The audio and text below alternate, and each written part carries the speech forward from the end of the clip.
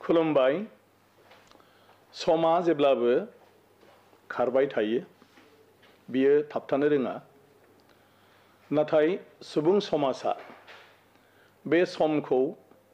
सुनानै लानो थाखाय 12 दानजों बोसोरसे बेबायदि स्पीड ब्रेकार बायदि खालामनानै लादों जेराव जोङो जोंनि जिउआव गेजेर गेजेर मोनसे ब्रेक हमनाय बायदि थानानै थांनाय समफोरनि बाथ्राफोरखौ लानानै बिनि मोनदांथिफोरखौ लानानै फैबाय थानाय समाव मोनसे गोदान सानस्रिजों गोदान माखासे आदब खायदाजों खामानि मावनो जुरिफिनो दा बेबायदिनो मिथिस्लाबा जासे दिनै समा थांबाय 2021 मायथाइया आरो गोदानै 2022 मायथाइया फैबाय ओंखायनो 2021 मायथाइयाव जेफोर मिजिंखौ लानानै जों गासै खामानि मावनो हाबाफारि लादोंमोन बेफ्राव जुदि मायाबा जाफुङाखैब्लाबो बेफोरखौ गारनानै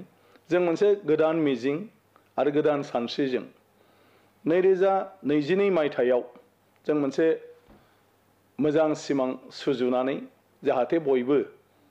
आवगायो आरो बियो जेन मोगथाङाव जाफुंसारो बेनि थाखाय आं बयनिसिमबो गोसो गोरबोनिफ्राय गाहाम हामलायनाय जासिहरबाय आरो 2022 मायथाइनि बयनिसिमबो आंनि गोसो गोरबोनिफ्राय सिबिनाय आरो अननायजों लोगोसे बे गासै बोसोरानो बयनिबो जिउआव जाहाथे रंजानायजों बुंफबथों बेखौनो आङो मिजिं खालामनानै आनान गसाइनाव आङो बोर बिबाय